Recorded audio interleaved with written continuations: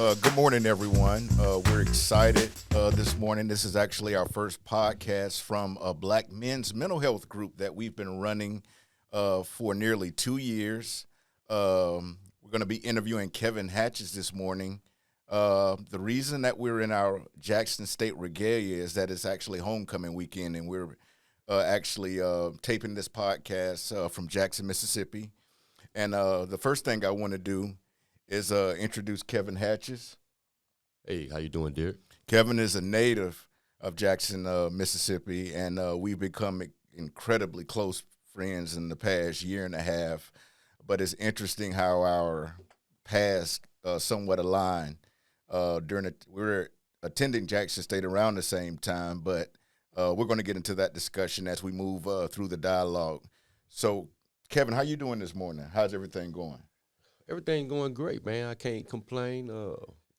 Happy to come out to see Jack State homecoming. It's a tradition for me. I've been doing this ever since I was young, coming up. So, yes, I'm excited to see Jack State get on Alabama State this weekend. That's right.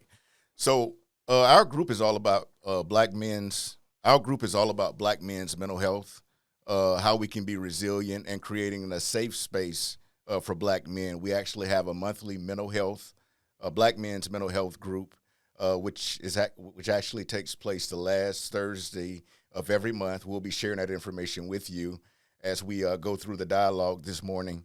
And we're asking that Black men step up, participate in this, because when Black men are healed, then we feel like our country is healed as well. So I just want to, we're going to get into how the group has impacted your life, Kevin, over the past year, but I want to start off with you telling me just about your upbringing in Jackson, Mississippi. Give the audience some insight into your matriculation, if you will, in Jackson, Mississippi. Okay. Growing up in Jackson, to me, was I'm 52 years old, so I could say maybe around in the 70s and 80s. It was a pretty calm, relaxed place. It was like a sort of an intermediate. It was like the population was a little bit more Caucasian, and so that was when the laws started to change and things started happening, and schools were integrated, and the crack area came in. The crack area came in as a teenager coming up.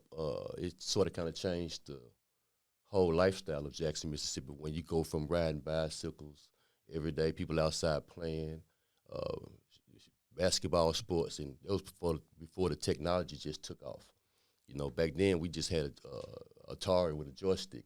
Nowadays, everybody's like AI is taking over the world. So, but yes, it was quite an experience because you had to live through that. You know, we go out our front door, we see people selling crack and things like that. So yeah, I grew up around that type of environment. Okay, and as we go through that, tell us about your more formidable or your impressionable years. I know one of the things that you touch on often in our monthly mental health group is the relationship with your mother, those teenage years, and the challenges that you experience. And I know you attended Southern University. We forgive you for that before you came back home to Jackson. So tell us about that. With particular focus on that relationship with your mother and your father. Yeah, sure. Like I said, when I graduated out of high school, you only had a couple of choices. Either you're going to do this or you're going to go to school or college. You know, I had already started off in the wrong direction because this was around my environment. But I had a friend of mine, Dr. Rico Chapman, that went to Southern University, and I was like, I want to go too. So I just jumped in the car and went down to Southern without even knowing anything, went through the whole process, and time for the building statement to come out. And so I called back home, and, my father was already taking care of me and my brother and sister, and I also my two uncles that we grew up like brothers because my mom's mom, dad, my grandmother. So it was like not a strain, but it's a big household. So I called home, and My father was like, I told him how much. Like, it's $3,000. Back then, it was a lot of money. He said, what, 3,000? He said, he didn't say no, but he started scratching his head. So I said, let me see what I can do on my own. So I went to the controller's office, and I got my billing statement, the food and room and board, got that dropped, and I got the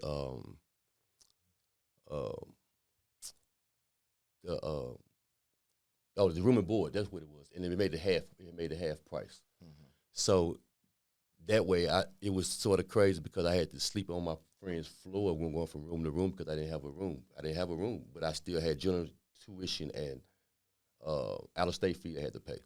But I went through that, got through that semester, and I said, you know what, when I go back home, I got to give me some money. So I got back in the streets, come back the next year, and wound up having to withdraw from Jackson State, from Southern, because I got into, somebody stole one of my cars down there. I had a car that was fixed up, and it just was a big house.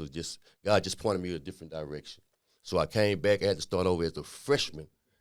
I had 3 years worth of work at Southern that I had to start over as a freshman when I came to Jackson State. So, so I had to sit back in the classroom where I'm way older than people and things like that. But I went on, lingered around because I had 1 foot in the street and 1 foot in my books. And didn't take it serious till about 98, 99 when my mom developed breast cancer. Not only did she have breast cancer, she was a diabetic.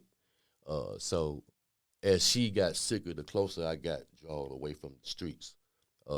It was like all the way up right before, like the last year before she passed, I was staying in the apartment called the Palisade. And she called me one day and told me that, what was going on. Well, I went to the doctor and knew what was going on, but she called me, and she had fell down the steps.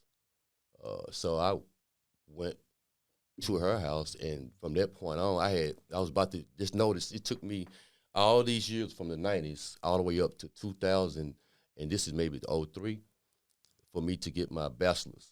Just all that time was because I had 1 foot in the street, 1 foot out. So right when she when she fell down the steps, I took it from my own and said, well, I'm done with that. I'm glued to my mother's side. So I already graduated with my bachelor's and finna start my master's. So I left out of the Palisade apartment and did not never come back. About a week after I graduated, she couldn't even come to the graduation because she was bedside, and she passed. So, but you would think it would break me down, but it didn't, because she gave me all the knowledge that I needed. She got my mind right before she left. Told me how to handle things when she is gone. So that's why I'm doing things in my community now, as far as with my church, and also type of community, just everything I can do to give back. But I say that there to say I use that for my motivation, for me to keep going and striving hard in life, knowing that, like, in my past, you never could look at me and say, I had a 3-page rap sheet and did everything from the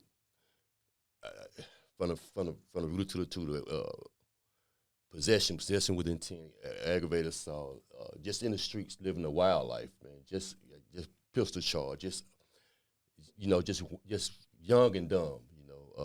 I'm just fortunate. And not only just saying I've been shot 2 different occasions, got 4 bullet holes in my thighs, 1 in my leg, bullet still in my leg now, and still got my health. Don't have no health issues at all. Can walk, blessed to still say that I'm God is good. So, yeah, for me to endure all of that and to persevere after my mom passed and use that for a motivation, that's the point where you start thinking about mental health, because now I'm trying to go one direction, but the things that I have endured as a youth in my upbringing, it makes it hard. So now I'm dealing with things that I got maybe addicted to, didn't even know that I was even addicted to it, experimenting with certain drugs. Didn't look at it like that then, but reflecting back, I was like a drug addict. I can truly say that because that sort of kind of caused me to realize that these things are coincidental. It's a cycle that goes on, and that cycle has to be broke in order for you to go straight in life and do the things that you want to do or need to do or plan to do. Most definitely, it's not dying young in the streets. It's trying to leave some type of legacy behind. And then also, I use my mother like she's looking over my shoulder every time, still trying to make her proud. That's why we grew up as a family where everybody went to church. But now when I go, they see me involved in the church and things like that. The people in the church look at me, they look at my mother, I'm there by myself. So, that is like carrying the torch, and showing appreciation for what she has done for me. Yeah, thank you so much. Just powerful. And I've heard what you're saying before through the conversations that we've had through our Black Men's Mental Health Group, which we're going to tell the audience about at some point. But and thank you for mentioning the mental health piece. We always talk about it's not how you start the race, it's how you finish. I want you to talk a little bit about, having a felony rap sheet, being able to persevere, earn your bachelor's, your master's degree from I Love Jackson State. But we want to make sure that we touch on God being present in our life, because the religion, the testimony piece is incredibly important in how we've been delivered.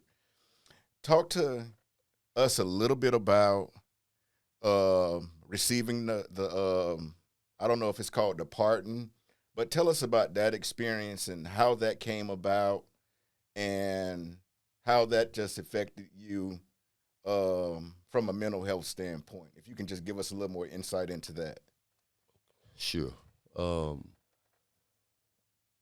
Growing up, when I was getting in trouble in the streets, I can rewind back even before the pardon. I remember one time I was facing up to maybe 16 years, I think twice back in my life. One time was when somebody stole a car that I had, a wood grain Chevy, and called myself getting it back on my own. Did you say wood grain Chevy? A wood grain Chevy with Dayton's and Vogues. Sure back then, got it. Gotcha. Back then they used to, little flashy car when you in the streets. So, but people from Jackson still talk about that car today, ironically. So they stole my car and put one of my friends out, Corey Red, rest in peace, Corey Red. Put him out the car, and I sent it, and I went to my girl house and grabbed what I had to grab and told her to call the police, and went back and retrieved my car back. But in the process of this, the whole car, it was a shootout. The whole car, my whole car wound up in somebody's house in Clinton. So, you can see people actually underwear from the top of the hill when I'm running down trying to go get my car. When I go down there, this notice that I already did some things to these people here, so they still shooting at me, which is crazy. But I got out of that situation because I called the police. I told them that when they verified everything that happened, that I did call 911. I had a high-powered attorney, and I paid for me, both of my two friends that was involved in taking me down there to retrieve my car back. But I got the car back and fixed it back up twice as clean as it was the first time. But they was going to give me 8 and 8. 8 for aggravated assault, and the other one was 8 for shooting an occupied dwelling. So, so I made it out of that situation. And fast forwarding up to when, right before my mom passed, I had caught another case dealing with crack. And this was like a couple of years before she had, while she had cancer, right before she had cancer. And after she passed, I had to go to court they postponed on the back. Robert Smith was my attorney, DA Robert Smith, rest in peace, Robert, a good friend of mine. And he played a large role in my life, getting me in and out of trouble, getting me out of trouble when I got into it, starting as a youth. I grew up with Robert from the West Jackson community, good friend of the family. Mom and cooked meals for us and everything like that. So when she passed, I had to go to court. Now I'm in a situation where everything that I did from the past, this is before the party, all the stuff, the trouble, the shootouts, the cases. Now, even though I got my degree, because Robert told me to make sure your character's right, get character letters and things like that. And church, when I had people from my church at the courthouse, and also just through some of the from family ties, knew one of the judges, and they helped me out a little bit too. So, but they still was going to give me. I was looking at 8 years then, but since I had all that working for me, God worked it out where I only had 2 years on probation. But he said if I were to violate those 2 years, I had another 8 years hanging over my head. So that's another 16 years, the second time in my life. Mm-hmm. So but I got through the probation, got through with all of that. Now I'm back in school getting my master's degree. Just notice it took me all that time to get a bachelor's degree, but it only took me a year and a half because from the time my mother passed, my mind got razor sharp. I still wasn't perfect, but it got sharp. I was more focused. They wouldn't even let me in grad school at first because my GPA was beneath the requirements. But I sat there by President Ronald Mason's desk for about a week or two straight, and also through the help of some family members, I was able to get into grad school. And Dr. Gardner, she was the dean at Jackson State at that time, and she stopped me. She was so a little upset because sort of kind of looked like I went over her head a little bit just to get in school, but we had a powerful conversation, and by the time we came out of the room, we both was in tears, and I went on through that year. About a year and a half later, I stopped her. She had a lot of investors trying to invest, international investors trying to invest in Jackson State, and I stopped her in front of all of them and showed them my GPA. It went from a 2.3 to a 3.4. Wow. And she, right in front of her, she said, come to my office at 5 o'clock. And when I went to her office, she said, I want you to be student marshal for the graduate class of Jackson State. So I'm carrying the banner for the graduate class of 2006, student marshal, coming out at the stadium. So after that, now Haley Barber is the governor at that particular time. This was the time when I got my pardon, and Robert got me. I think my name. Republican governor, by the way, Haley Barber. So I just want you to understand that sometimes our blessings come through people who we may not be in alignment with from an ideological standpoint. But go ahead and continue. Yeah, so through Robert and another guy that was one of Haley Barber's assistants, one of his right-hand man, I went to Blackburn Junior High School with him from Jackson. Between him and Robert, I was like next to the last person out of the 200, almost 300 people get pardoned, and I just made it in the nick of time.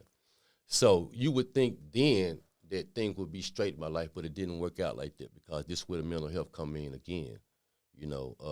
I moved away from Jackson and started staying with my sister down in Dallas, Texas. But let me rewind back a little bit. I'm still, I gave up the streets, but I'm still bringing some things along with me as far as like getting high, smoking the herb, drinking the drink or whatever, things like that, the party life, and didn't think it would affect me, but it affected me as I went to Texas. Right before I went to Texas, I got into a bad car accident, had a punctured lung, all of this, and they put me on some heavy pain prescription pills. And from that point on, that's when I think that my addiction had started, because throughout everything that I've done in my life as a youth and a young adult coming up, it was drama. It was dramatized. Something I seen people head get blown off and stuff like that. So it's hard to sleep at night, and I was sort of kind of call myself self-medicating. But before I was doing that, I didn't even know I was doing it. The pain pills that they gave me from having an accident, and I never stopped drinking, so it had an effect. I was catching DUIs after DUIs when I went to Texas, and it made me come back home because I just wasn't working out. When I came back home, going through Pearl, Mississippi, off of joint of weed, they took me to jail for a DUI. So that affected me again. Now you're talking about a convicted felon again 2 times off of marijuana. This is after the pardon? After the pardon. Okay. After the pardon. Yeah, that's just you would think you get all these chances in life. And, just trying to help a friend out, God say, he don't work like this. He want to show you something else. Let this happen to you, and so you can be more humble. So, after I caught that case, the DUI, just off a joint of weed in Pearl. That's why I say, it's a difference between Hinds County and Rankin County. It's right, and you go over there and they looking for a reason to make it hard for you if you looking like us. So, but yeah, I had to, and at the time I was doing COVID, right up around the COVID time. I just got back into the laboratory, doing qPCR COVID-19 vaccination testing, through a startup lab. And at this time, I'm sort of kind of making pretty good money, coming from me being in the streets. So things kept going, and I kept getting into my career until I wound up at Steep Hill Analytical Lab up until like last year, about this time when I stopped working for them, right before I started my internship in Boston. Even though I've been through that, it affects me now because I just finished my certification at Jackson State as in public health, informatics, and data technology, which I still will be able to move forward because having this on my record until I get this handled, which I'm working with a lawyer now. We're going to get that sort of kind of taken care of so I can move forward. Because I could be probably most definitely working for the Department of Health if I wanted to right now. I had a couple of interviews with them in the past, but just because of this strike, it keeps me from going forward in the area. I got to speak highly on Jackson State in a public health informatics and data technology program because it showed me that I'm smarter than what I really thought I was, as being considered almost like a data analyst, running numbers and giving out statistics and being able to give you a visualization of what my research might be based upon. So, I don't know if you may want to talk about that later or in the podcast or whatever, but I think I have to give credit to Jackson State recently, and this beyond already having a bachelor and master's degree from Jackson State. Like I say, even though you get older in life, you never stop learning, you never stop obtaining knowledge. So, I just big shout out to Jackson State. Thank you. I really appreciate that. And Kevin, actually, my current role as the Chief Public Health Officer for the Cambridge Health Alliance, the city of Cambridge. For those of you who may not be aware, that's the home of MIT and Harvard University. So Kevin interned with our health department, and that's where we forged our relationship about 1.5 years ago. And he impressed so many of the Harvard types and the folks at the Alliance that he was asked to come back and do a poster presentation. And that the area that he focused on was a study between the prevalence of diabetes in Cambridge, which is one of the more healthier communities, and Jackson, Mississippi, which is one of the more unhealthiest, or one of the unhealthiest communities in the state or in the country. And so he actually presented a paper during the hospital poster period, and was incredibly impressive.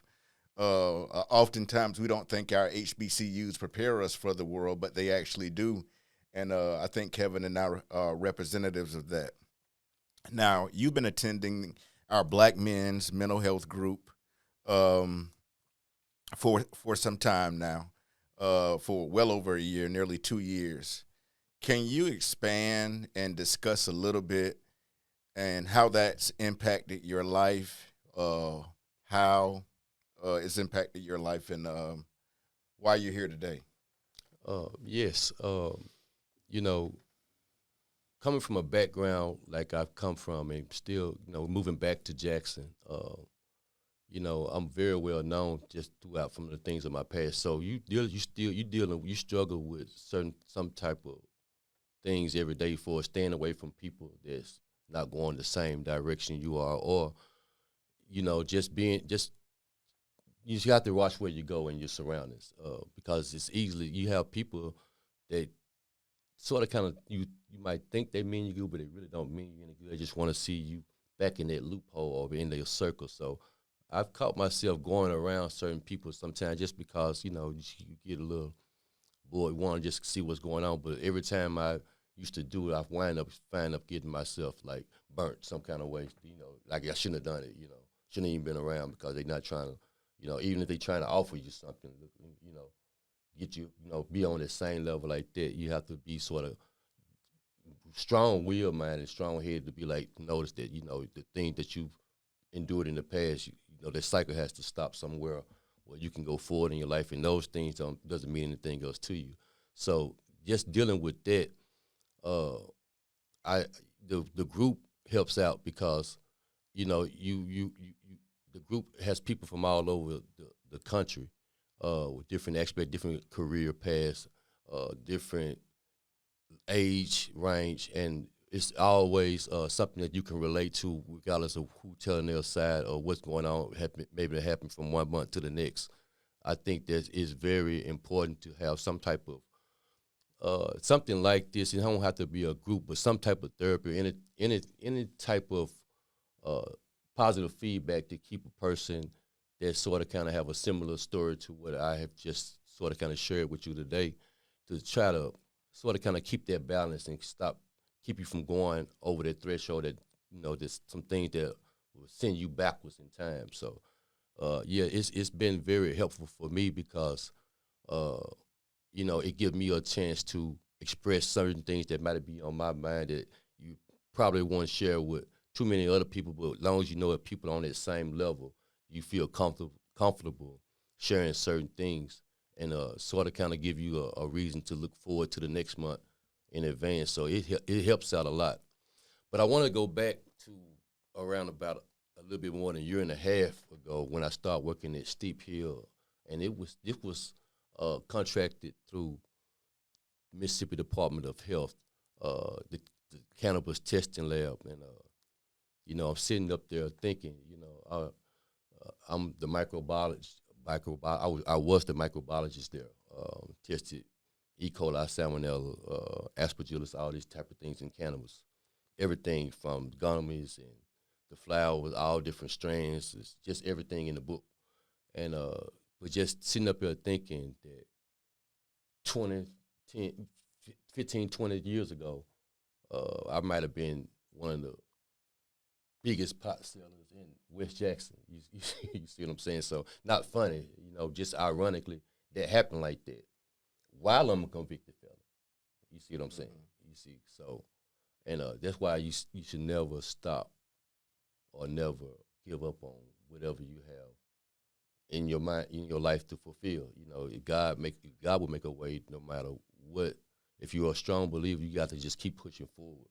Only the people that give up and don't have anything to hold on to or no higher being, they are the ones that go backwards, and sometimes it costs them their life. So you have to have something to hold on to going forward. But as I get to right around the time, I'm leading up to when I met you. When I was working there, I started at Jackson State with the public health informatics program. Around the same time, I started working at Steep Hill, and when you interviewed me for the internship, I sort of kind of caught a connection then too. You both because the things that, you was involved in, and I like, well, you was a black man successful up there like that in Boston, doing your thing, man. I sort of kind of look up to it, knowing that we are from down south. You went to Jackson State too as well, even though you from over on the other side or a couple of states over, but you're still a relative from Jackson. Daytona Beach, Florida, shout out. Yeah. But yes, it was around that time, I think it was pivotal because my research was called, when I started my internship, it was called Comparing the Prevalence of Diabetes in African Americans Living in Massachusetts and Mississippi within 9 years. So what I did was took 9 years worth of data and analyzed it and put it on a graph and presented it down in Cambridge this past April. But as I'm coming home, well, first of all, let me back while I'm up there. I'm noticing when I'm doing my presentation that I think I may have been the only African American male presenting there. Out of all, this is up there by Harvard campus, so around the corners in Cambridge, Massachusetts. I think I did a pretty good job representing Jackson State, not only Jackson State, just African American people, period, because they was amazing. I think that sort of kind of had a lot of people draw toward to see what I was presenting on, because it wasn't that many black men up there presenting. So that was an honor for me to be able to represent and Jackson State and just the state of Mississippi as a whole, as far as African American men, and just our culture as a whole. So while I'm up there, I'm noticing the lifestyle of Boston and Mississippi. It's totally different from Jackson. Totally different. I love Jackson, but I'm glad that I did my research on diabetes, because what I found out, a lot of things is for the food that we eat down here and the food that they eat up there is totally different. And that's why the statistics it shows when I run the data, just not just the food, just the healthiness. For us, like when I told you when it was young coming up, you should see a lot of people jogging, running around, bicycle. You don't see hardly none of that around in Jackson right now. You very, very, very. You see some people, but it's not like it was in the past. But when you go to Boston, you see, it's nothing like it. You have to stop every car. It's like New York, and it's just people walking, riding bikes, gyro sandwich, and salads and stuff everywhere. But, yeah, it's totally different from, we got real good food, but our food is not the healthiest. But, we're getting healthier as we get. That's why the research that I did is very important to bring back to my community. I also shared it at my church at a health fair we had about a couple of weeks ago. So, I think it was very helpful that I did that research. But I said that to say this, coming back from Boston, I'm coming home and I see, I'm staying over at some apartments over in West Jackson at the time, helping, and just the community out really as a whole, but I'm staying there. Don't really necessarily have to, but I'm staying there. And I come back, and I'm seeing garbage piled all the way back to the street. And so it got to the point where I seen the news people come out and everything. I didn't know it was the news people. It was about 20 people. And at first I told them, no, I didn't want to be on the camera. But I told them, you know what? At that moment, I feel like it's something that I heard at the church, my church, the Sunday before, the day before. And I said, I'm going to give you a story. And I told him, I told him everything that was going on. There's no management here. This is an apartment complex where kids have to walk through garbage just to get to the school bus, 5, 6, 7, 8, 9 years old, which was inhumane. I said, I just come home from Boston looking at all of this, but come home to a public health crisis right here in Jackson. But so just because of who I am, and a couple of people seen that news clip, the Congress lady, Alice Butler Washington, she's Hines Congress lady for District 69 in Hines County, Jackson, Mississippi. She reached out and had the city council. I've been working with the city council and a couple of people in the community to get this situation fixed over here, because people could not live in these inhumane conditions. I'm talking about the management just up and left, and now people just staying out there on their own. Some of everything going on. It's just, I didn't have to be there, but I know if I didn't, this handicapped man downstairs had to live through or this other lady next door, that I help out with. So I feel like, and they look up to me because people respect me in the community because of my past. So I never had problems around the little proportion where I was at, but, it was that at that moment I think I was doing God's work, and sort of kind of like things sort of kind of transpired from there, because you got to just think about it. While I was in school, I wasn't really working while I was in school, so money had got real depleted and things like that, and but it was challenging for me and I had to swallow my pride to go ahead and tell the truth about the situation. I think the news clip viral, the last I looked at it, it was a couple 10 to 20, 30,000. The last time I looked, I don't even look at it no more. That was months ago. So, but yes, the message had to get out, just so people can get relief around there, just doing community work. Now I'm working with a youth cohort right there in that community, dealing with second chance kids that might have got a little trouble in high school, fighting or whatever they was doing, got kicked out, and just had so many credit hours to go. So this organization I'm working with now, it gives them an opportunity to get their GED and also learn a trade at the same time. And they get paid a stipend fee every 2 weeks just for attending. But you would think that's like a piece of cake, but as I'm looking at going there and observing, I'm just started working there recently for the past month and a half, couple of months. I see a lot of things. It makes me even more humble because I'm thinking about some of the things I did as a youth. I'm questioning myself, did I contribute to this? Or when I see the community, tearing down, and, that's coming from off of the things that I might have been contributing to when I was young coming up without me even knowing the damage that I was doing.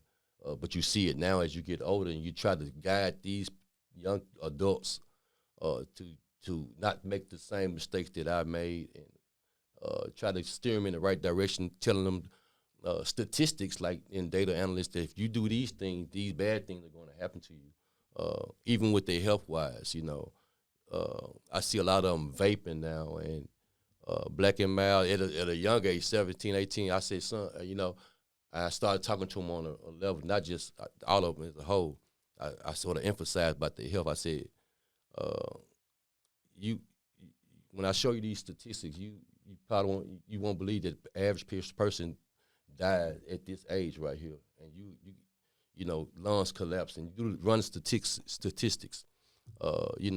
Just not with the health, just dealing with society as a whole. If you keep fighting or thinking you carrying a gun or do whatever, these things, you'll be incarcerated or dead at this age. The numbers show. So it's all about giving back and try to help somebody else that didn't have a chance. Well, that right now, why they have a chance to not go down the same road that some of us already been through in the past. Excellent. We have a limited amount of time, but I want to make sure that we're able to cover a couple of more points. You just mentioned something that was incredibly poignant, in that your past transgressions, as someone who was dealing in the drug trade or the dope game, as a lot of us call it, is that contributing to some of the things that you're dealing with now in your current role within that organization? And mentally, that has to be tough. What do you do now? We know you're a part of running our mental health group, our Black Men's Monthly Mental Health Group. What do you do now to prioritize your mental health so you could be available for the people who depend on you? But more importantly, how you can be available for yourself. How do you prioritize your mental health these days? Well, I'm more active in my church now. Like it's like the more active I get, things work out better for me in a different kind of way or format. So as long as I'm It's only when I go astray and don't have nothing to focus on, because when you go out in the world, sometimes without you even knowing, you get yourself in situations because it's so habit. You caught up in your rhythm, and you might not even know that you're about to make these mistakes because it's just so of a random thing that you do. Once I started engaging more and for it's like in the community and in church and things like that, my life works out better for me. That's how I stay focused and grounded, because I'm knowing that as long as I'm doing right, I don't have to worry about no wrong coming to me. People coming to me about want to do this and that. They see me engage in these things that keep them away because they are not going that path. So I like having that type of shield in front of me where I don't even like to be approached. So I put it out there in the community, let them know the things that I'm doing, just so I won't be approached with the negative energy. Yeah. So, and not only that, it's all about, it's all about giving back too. Long as I'm giving back, if I can get some type of grant or something so I can help to add to the program, as long as I'm doing a positive thing like that, it keeps me going forward. But if I can get some type of help to teach them maybe sort of technical skills as a trade, other than construction or gardening or something like that, which it's okay, but that's sort of kind of like in the past. I want to update it to in a way where it'll benefit them in the modern day era. If you could, we in our men's monthly health meeting, we deal with men crying. One of the questions that we had back in May in June as part of our Father's Day messaging was, if you could take one thing from your father that he gave you and carry it forward, what would it be? And if you can take one thing or leave something behind from your father, what would that be? You could answer that question, or you can tell us what recommendations or suggestions do you have for black men who are out there dealing with mental health issues and they're looking for some support? What recommendations? The thing that I mentioned that when we had that discussion back in June, that I'd certainly like to take my stepfather, because that's who was present in my home, his love for the things that I don't want to take for was his battles that he had with addiction and just not being available to my mother as a husband. So what recommendations do you have for our brothers who are listening in this evening or this morning or whenever you're listening in? What can you tell them about prioritizing their mental health, things we can take forward, things we can leave behind? Well, when you first started off, you said something from my father, so I just want to just go back a little bit and tell you about my father just for a second. It won't take long. My father is a great man. He taught me a lot. He showed me a lot of tough love. I remember he told me when I was young, coming up, you catch that felony charge, it's going to be very, very hard for you. I'm not old, but it's your life going to change. And this was like junior high or high school or something like that when he started seeing what's going on in the community. But when I'm out of high school now, and I didn't have to be out in the street because my mother and father work, even though they took care of a lot, but a lot of people didn't come from a both parent home. Some people come from single parent home. My father worked at UPS 45 years, more than 45 probably, safe driving, drive the truck with the 18-wheeler attached to the 18-wheeler, never had an accident, super focused guy. But when I decided to do what I want to do, he rode past me one day, didn't say a word, just kept riding, and I was sitting on the block. And from that point on, I just felt like I was just out there. Me and him probably said a couple of words to each other. Within 15 years, our relationship was like that. It wasn't until my mother got the sicker she got, and he started seeing me trying coming up out of it. I never gave up. You know, that's when our relationship started kind of being reconciled. And the thing about it is my mother was telling me these things, like everything up to this right now, before she got to the point where she couldn't remember a lot of things and her mind totally left her. She told me, don't worry about you and your father. Y'all going to be almost like his brothers one day. And it's just like that right now. Did you believe her? Yeah, I did. Yeah, I did. I can't say that I didn't. I just didn't see how, but I believe anything. At that state of mind where she was in, I believed everything that what she was telling me. So, and then it's like God was showing me the same thing. So, it's not one time I doubted it, but it was like the things where how he showed how he come up and do things. I sort of kind of look at it as a model, role model. My dad is a mentor to a lot of men, especially for people that come to the gym, basketball gym. He's a point guard. My dad is known throughout the city of Jackson. A lot of people from the street go to him for mentorships.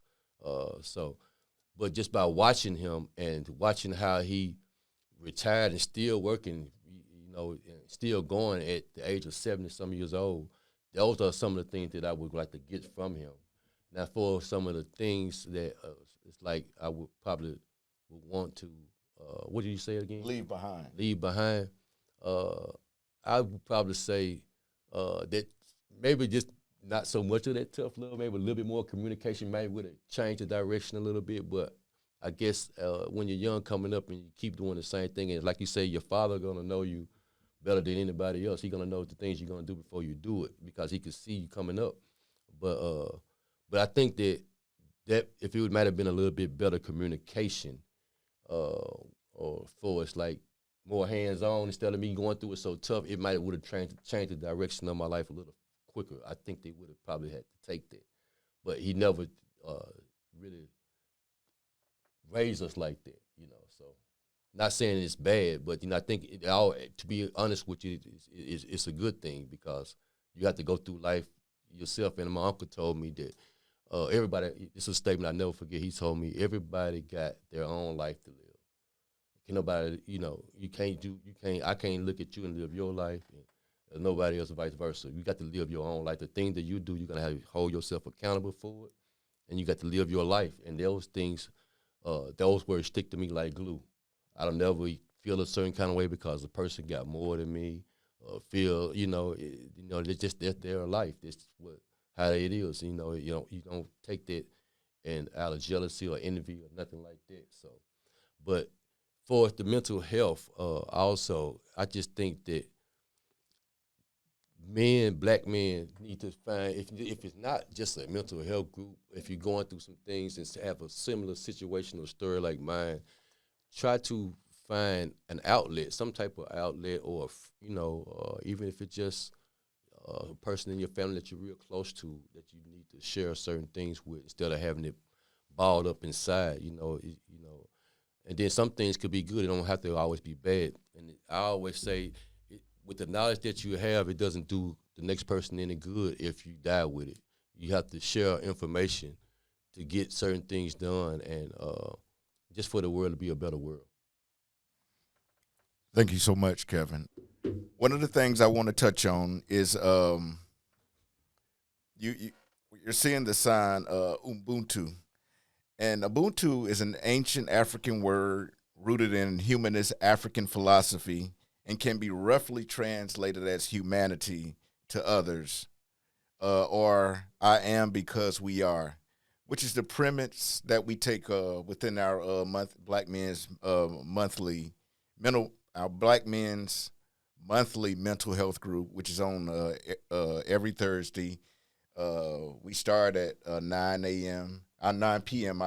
We start at 9 p.m. and we go to actually 10:30. So we go about an hour and a half, and it's a safe space for Black men to really just talk about their feelings and talk about things that are going on. So, Kevin, talk about what you're doing today. I know you touched on it a little bit in terms of the youth, but I really want you've done an excellent job of discussing how the monthly mental health group has impacted your life, But the one thing that's key, we all know that we can't do anything in this life without including God in that. And over the past several months, you and I have been having intimate discussions about you becoming more involved in the church. How are you balancing, or how is that mental health piece complementing the piece from a religious aspect and you practicing your faith? And at the same time, you still balancing being pulled back into who you were a long time ago. So how are you balancing all those things and still being available for the people in your life? Well, it's just like I said earlier, Derrick. It's no different. It's just like staying involved and staying away from people that's not going the same direction as me. Not saying that I befriended them. I still are their friends. But when it comes to doing certain things, I pull back on the situation and knowing that I can't get myself involved in it, regardless of how good it look and, how it might appear. I sort of kind of like have to know how to make that sacrifice to be like, I'm going to wait on my turn. It's the race is not over. Those things that I had in the past that I enjoyed would come back in triples and multiplied by 100, but it doesn't do any good as long as it's in the right way. If it's in the right way, if it's not in the right way, I don't even want it. I got it all different kind of ways before. So, my goal is to try to achieve the things that I enjoy doing, the positive things, and the things that I like in life, doing it with a pure, genuine heart and doing it in a way that nobody can question the authenticity of my lifestyle. It's all about, to me, as long as you're keeping yourself engaged in whatever it takes to make your heart feel like you're doing something that I'm accomplishing something that's making a difference in somebody's life. Those things are the things. Those are the things that I enjoy living for. It doesn't. Just helping people out as a whole. Even when I was in the street, I sort of kind of like. I think I got my mind twisted up in a way where I was just thinking I was doing something like Robin Hood. Taking these things and doing, making money like this and sort of kind of taking care of a lot of poor people in my community. I did that for years. I don't brag about it, but, I just felt like, when I was coming up, I never thought that I would live. I had accepted in my mind that I would be dead before I was 30. It's just how people were dying. Jackson had, when I was coming straight out of high school, and first, like 91, 92, 93, Jackson was the murder capital or number 2 for like 3-4 years in a row. New Orleans and Jackson was like neck and neck. It was like in the early 90s. So, you living through that and seeing it go on, you never think that when you totally engaged and involved, you never think that you'll live past the age of 30. I mean, I've seen everything, and it's a lot of horrific things. So once you endure all of that and, you get past it, and it give you a sort of kind of a disgust, a gut type feeling, like it makes you sick on your stomach sometime when you be around it, knowing that these things have tore your life apart. The streets will strip your confidence away from you, man. They'll strip it away from you, make you feel like you a piece of, I don't want to say. But, yeah, you have to really sort of kind of like know that and learn that the streets is like almost like a game. People just want to use you for their benefit. It's not a lot of genuine people. It's a lot of cross action. People say you're a friend and do all this, but as soon as you get in the jam, they're snitching on you or they selling you out. So it's just a lifestyle that I don't really want to never do again in my life. I'm content the way I'm getting it now. I work 2 jobs, and I'm cool with that because it keeps me focused until I get going in this data analyst position. I know it's going to take some time. I'm still pushing toward that, but I'm going to eventually, probably the next. I'm looking to going back and getting the masters in this as a data scientist through the FIT program. I missed it. I think this semester, but the next semester coming up, I'm trying to enroll back into it because I like doing the research, running the numbers. That's like a dream job for me, and I'm halfway there. So I can sit at home or anywhere in the world and be on my computer doing my work, getting paid 6 figures of strong, So, yeah. We're in Jackson, and I do believe Jackson, Mississippi, and I do believe Jackson is around between 95 and 97% African American. And I feel such a kinship to Jackson because even after graduating from Jackson State, I actually joined the fire department. I was a firefighter for a couple of years before moving on to Illinois. And I always felt like this was the place that I became a man. Mm-hmm. What do you love most about Jackson, and what's your one wish for this community? So what do you love about it, and then what is your one wish? Because when I come here, I always see the beauty of it, but I see the pain and the poverty as well. So I just want to ask you that. Well, first of all, I love everything about Jackson, but there's a lot of things that I don't love about it as well. But the people, I just like the people, the hospitality, and not all are very show hospitality, but the majority of the people around here show a lot of hospitality, and just the community. The people are like family around here. When you grow up around Jackson, it's very small. You get to know people from all parts of town, or if anybody that stick out, you're gonna stick out like a sore thumb. It's not like you go to Boston or New York or even New Orleans or Houston or Dallas. It's very, but even though while it's that small, it has a powerful impact. Some of the strongest people, strong mind people in the world, because of the struggle, and you have to live through it. And then, but you have a lot of wealthy people here too. Don't get it twisted. Jackson is not like what a lot of people think. It's a lot of people think Jackson is sort of slow, and it's not slow either. It's just how our accent and our southern hospitality pops off on people. That tricks a lot of people. You have to really be careful coming to Jackson. It's not a place to play with. It's it has its goods and its bad, but you most definitely got to know how to move around here. I'm glad to see that Capitol Police and a couple of other agencies started kind of bringing the crime down a little bit, but it's still wild out there. You have to watch where you go. But for as I would like to see some funding come back in. So it's all what you're seeing now is gentrification. When I was coming up, Jackson, even West Jackson had a lot of white people. But now they pushed all the way out to South Jackson. Now they back, so it's on the outskirts. So if you come to Jackson, everything's built around Jackson.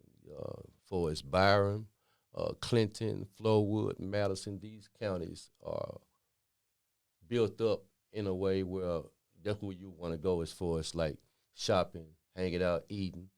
They took everything out of Jackson. A lot of our main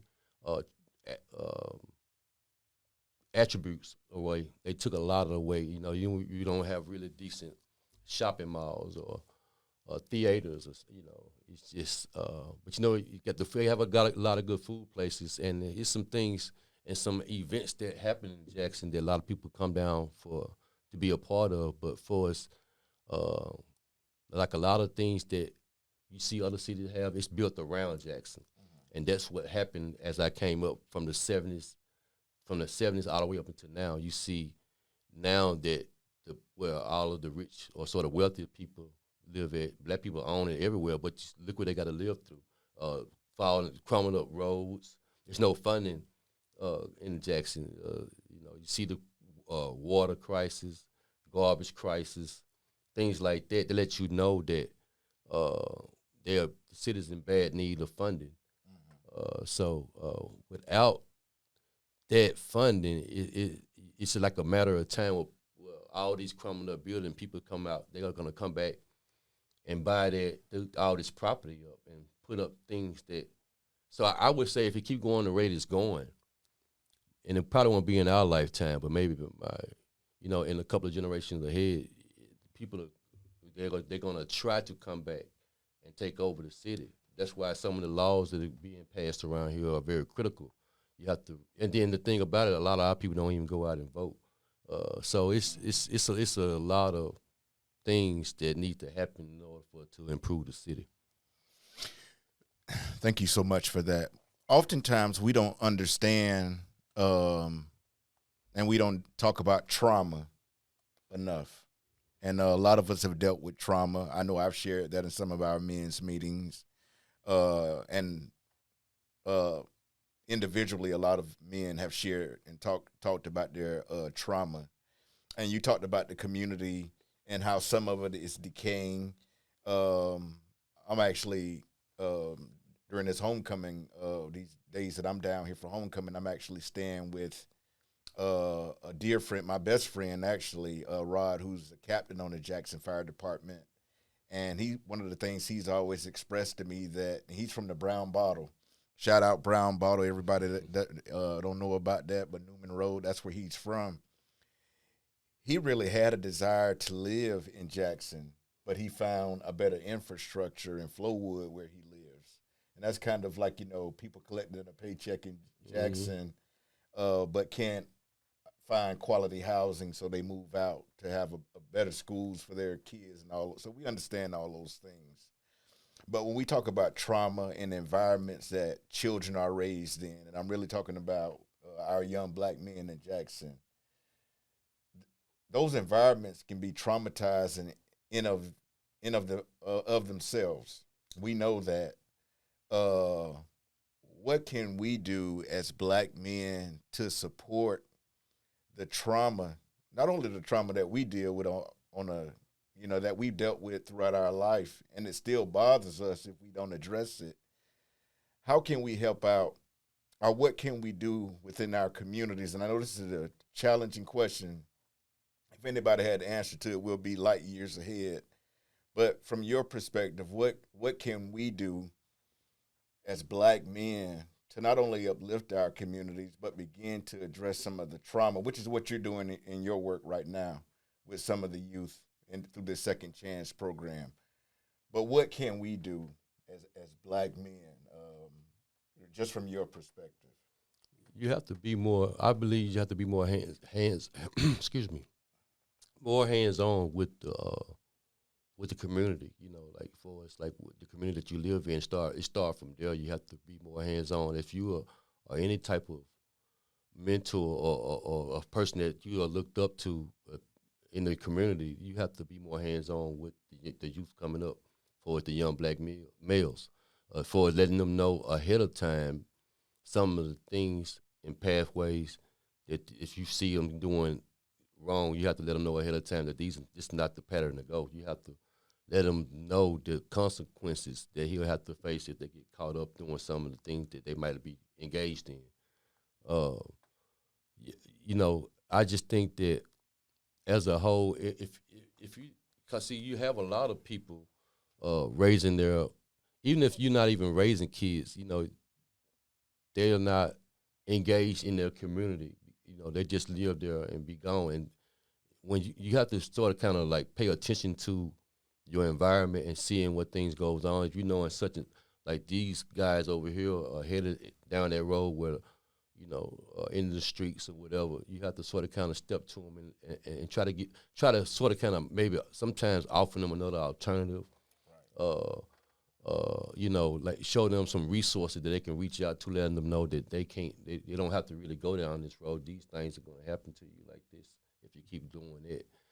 It's those bad things. But you have to sort of kind of give them sort of kind of another alternative of resources or opportunity just to make them feel like, they don't have to. And then by sharing my story from the things that I've done and all the things that I've been through, and even just to have a chance to talk about some of the positive things that I'm trying to implement in my community now, it's life changing. You have to. I endured it. I never thought in a million years that I will have an opportunity to speak out and tell a side of my story to try to help others, let them see that, look, this guy, he came to, a lot of people be like, nah, I don't believe, but if you come to the city of Jackson, or people that know me, they know that everything that I'm telling you is 100% genuine and it's real. These are some of the things that I've been through, and that's not like, not here to glorify myself in a way. It's trying to let somebody else hear that just because you make mistakes in life, you have to sort of kind of brace yourself and don't never give up. You never know what road God has ahead of you. You just have to keep a focus and try to hold on to it no matter how it hurt or what kind of sacrifice you have to make. If you really want it, you have to just put everything on the line and go get it. So I encourage people to always think positive, never give up, even though, the system is sort of, it seems like, to me, in my opinion, that the system in Jackson is hard. It's not no jobs around here. Like, it's not no industry type. It's very few. You might have Amazon, you might have Nissan plant and certain things like that, but it's not like what a lot of big corporation businesses here. So when they out of high school, they have some type of internship that they can go to, or, it's no funding at all. So I just wish that, more people could invest like into rural areas like this city, because it's a wonderful city still. We just have some issues with the funding. I know when I was finishing up at Jackson State, I won't name the local politician, but he was like, and I was excited that I was graduating, and I was sharing with him that I was on the Jackson Fire Department at that time. He was like, "That's awesome." And I actually saw him a couple of years later. I had accepted a job in Illinois. He was like, "Well, why are you leaving?" I'm like, "Well, they paying. I got a couple of loans I got to pay off."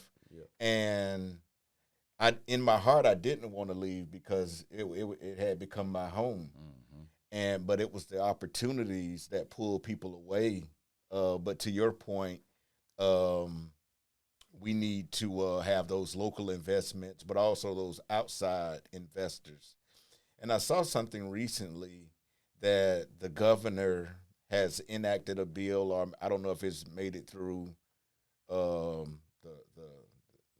legislative processes yet, that they were eliminating state income taxes in Mississippi. So I'm not sure how that could potentially impact businesses who want to come and invest, but I found that interesting. And I grew up in a state that didn't have what was it, the state income tax?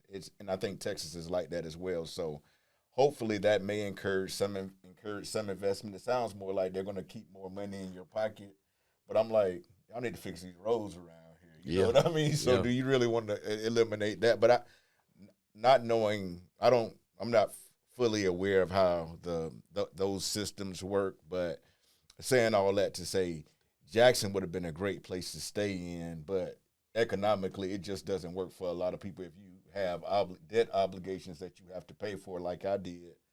So it was really no incentive to stay. When I come back here, I always feel that nostalgia, not only of attending Jackson State, but of just landmarks that we talk about. The first place that I hit when I come to town is Valley Street Fish House. Mm-hmm. And Stamps Burgers. We always talk about all those places that are just one of my best friends. Red Apple Inn, all these different places, and being able to just see just the community of Jackson State and all those individuals come back together. And it was the poorest times in my life. I was just so broke. But it's interesting. It was the happiest times that I ever had as well. It's kind of we didn't have anything. After I moved off campus, living over here on Central Street, which is not that far away, and just a lot of And I know this is all about mental health because I've witnessed some violence. I witnessed violence when I was here in Jackson, and because of one of the neighborhoods that I stayed in, and actually seeing a death on Ewing Street I know you know where Ewing Street is at, which runs off to that street. And Lynch. At this point, I've lived in several cities in the country because of moving around because of jobs.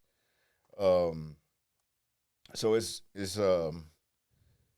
such a positive emotional, even with all that, it's a positive emotional experience for me being able to return to Jackson because I realized what the city has done for me. And I remember when I was leaving to go to school, in my family's mind, they was like, man, you going to Mississippi. You know, it's kind of like, I hope you make it back.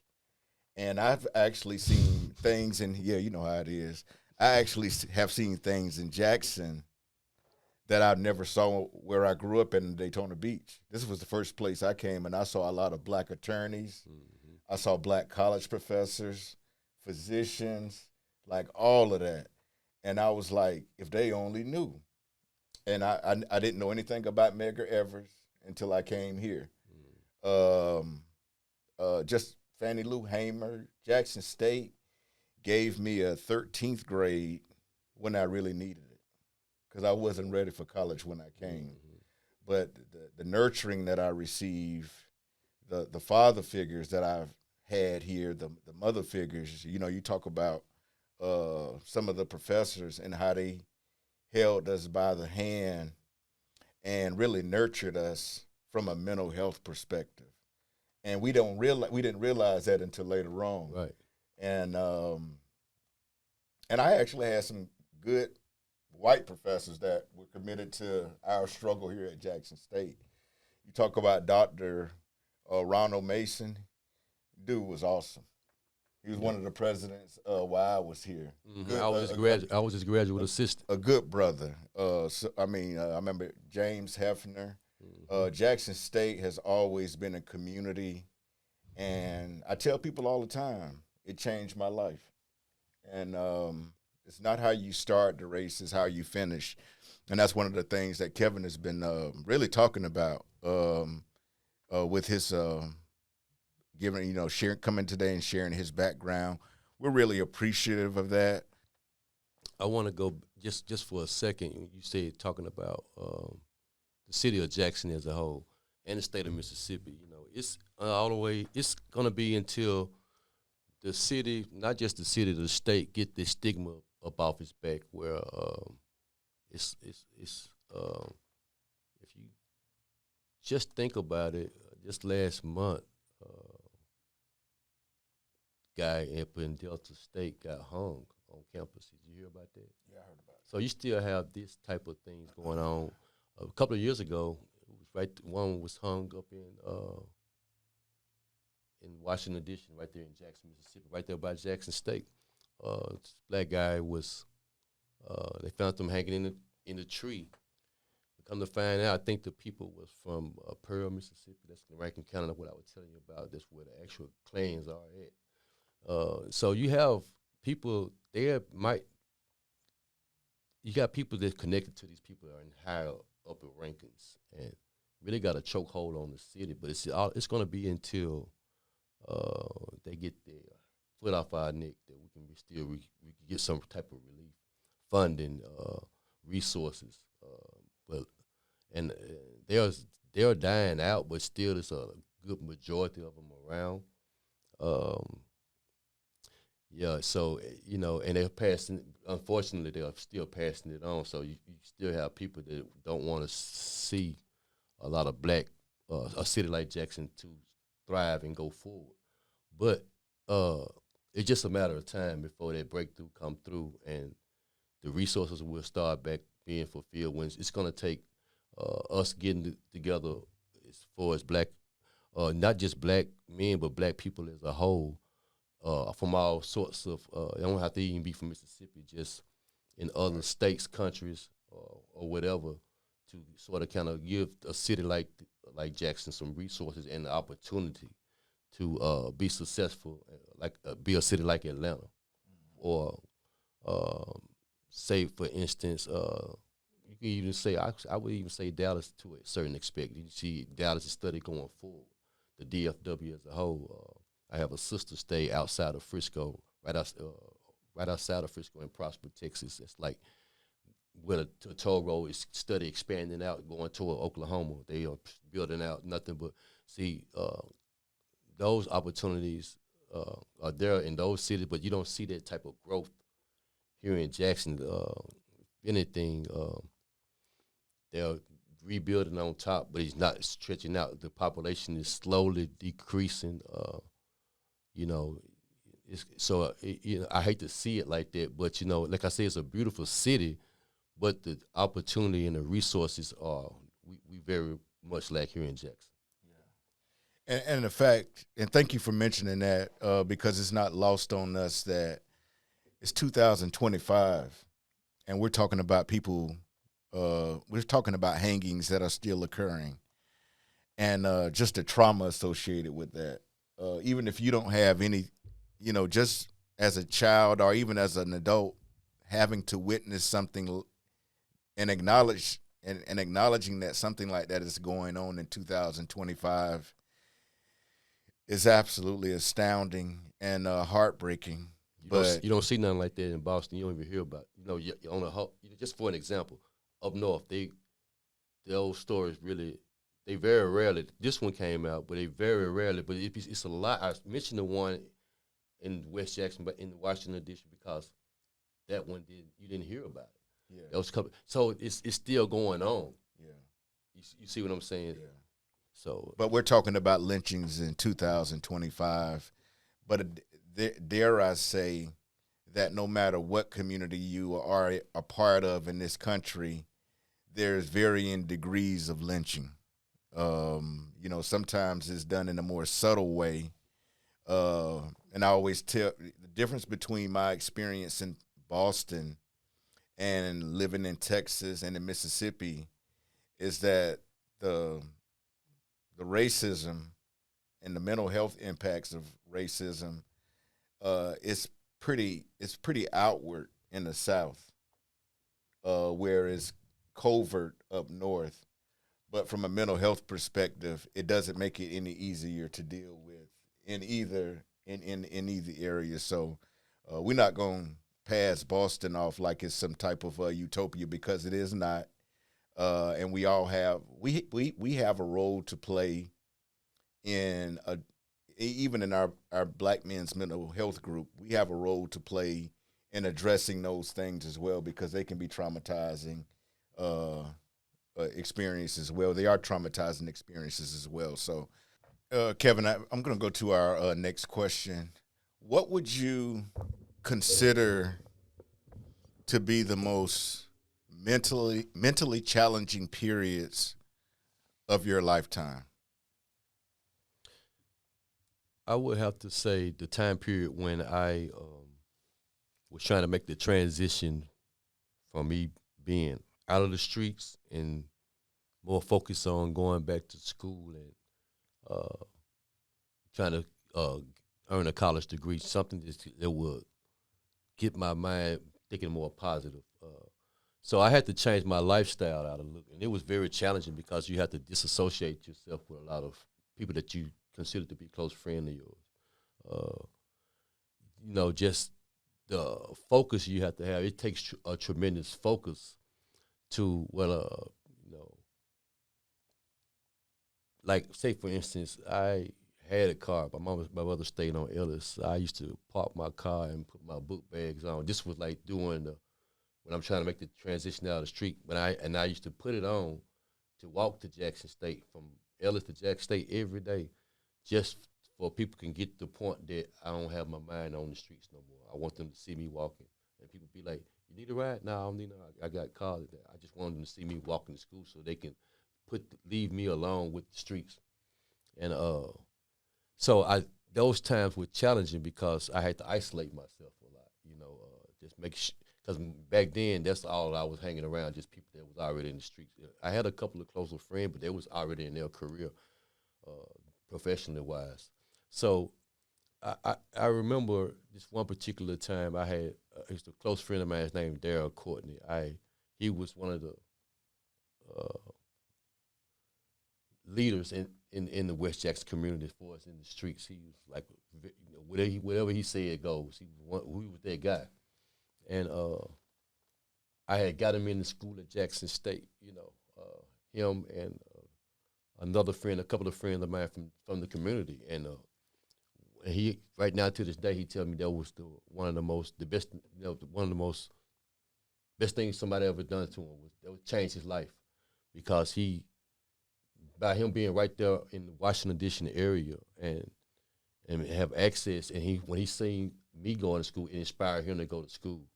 And I remember this one particular time I got him. This time I got him in school. He was into the gangs real bad. And people from Chicago came, and I introduced him to, and they was real cool with him. And they jumped him on campus. Guy from Chicago that I introduced, and I remember Derrick came and got me from off the little street, off of Lynch Street I used to be on, and they just jumped on with Chicago. So we all mounted up and parked our cars in Washington D.C. and we parked our cars as we walking down the street, Hill Street, and take a left on Dalton Street. The crowd got bigger and bigger, and people don't even know what's going on. They just knowing that he had that much power. By the time we made it to Jackson State campus, the guys that jumped our friend from Chicago was on campus, and they was out. It was nighttime. The school had just started, maybe about a couple of weeks, and we up there about 100 deep. At this time, we started off with 2 or 3 cars. Within 10 minutes, 15 minutes, 100 deep on the campus. And security guard up there knew my father, came up to me and said, I don't know what's going on right now, but I just know you need to, since I know you, just letting you know the police are on their way, so I need to go and leave. So I told D that, the police are on their way. And at this time, that's when Jackson State School first started. Everybody used to be out on the plaza. It's just jam-packed. In the fall? In the fall. Yeah. Yes. It's changed from that time with Jackson State. It's a new Jackson State now. But when I told D this incident had happened, he did a move like with his hand like on Malcolm X movement, like a bow face, and everybody walked off campus, and they left. So the next day I'm getting out of class at Jackson State, and everybody looking at me. I'm walking from the biology building to the Union, and everybody looking at me. And by the time I go to the Union, I'm seeing little blood spots. They didn't mess some people up real bad. I'm talking about him and a couple of more people just from jumping on his friend. So I said all that to say this. He had an intuition back in the day, well, shortly after that, a couple years after that, where he changed his whole life. He came in and gave me the keys to his house right there in the addition, Washington addition, and told me he was never going back. And to this day, it's been about 20-something years plus, and he's never went backwards. Not saying he's a perfect guy, but in my eyes, he's strong with it. Never picked up another cigarette, joint of weed or drank. He's solid. And I brought him on a podcast, but just by watching this guy and how strong he stayed, I always used it sort of kind of as an example that strengthened me. And I sort of kind of like want to be more like that and trying to battle with things mentally in your mind. It's hard to give up things that you love. I talk to this guy all the time when he's one of a person that I call a true friend, because me and him, our minds are thinking on the same level, knowing that it's all about the legacy that you leave behind, not about the negative things or dying young or anything. You want to try to leave a legacy behind and try to leave a positive legacy. And I think that mentally we all have challenges in our life, whether you want to collaborate on them or not, or share them with somebody. But I think that by me being in the mental health group with you and the rest of the guys over the past year, it's been very helpful for me, because I see that I'm not the only one dealing with things mentally. You can get these things out, talk about them, and some things that I've heard other people talk about, express their feelings to other people, and do it with an open voice. I think that's is very beneficial for me as a person. Awesome. And shout out to Brother Darryl. Darryl Courtney. Darryl Courtney. We're going to actually have you as our next podcast guest, and we're going to do it right. We're going to have Kevin interviewing you, so we're looking forward to you sharing your testimony he had us in the grips when he came on. I forget which month that was, but he came on there, and one of the lessons that he left with us, he was like, faith that has not been tested cannot be trusted. And I think about that every morning. And let me say that again. Faith that has not been tested cannot be trusted. So shout out to Brother Darryl. We look forward to having you on a future podcast. You're going to be interviewed by one of your biggest fans and one of your greatest friends, which is Brother Kevin. Fundamentally, guys, we're here today to really just encourage black men to take control of their mental health. We can't say it enough. When black men are able to heal in this country, then our country is able to heal. And at this day and time, we have to prioritize our mental health as black men, which is why we're here today.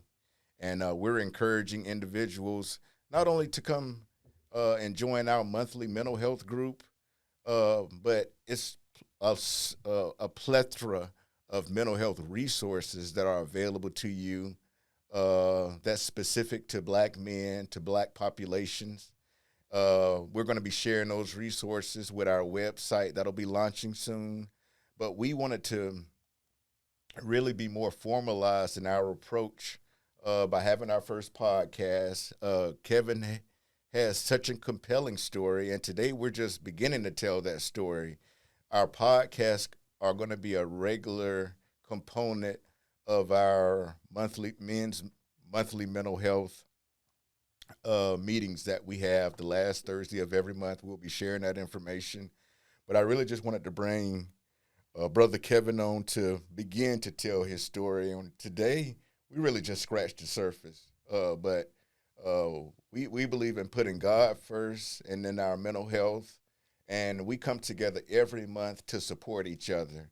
We are not hesitant to tell each other before the meeting that we love each other. And it's okay.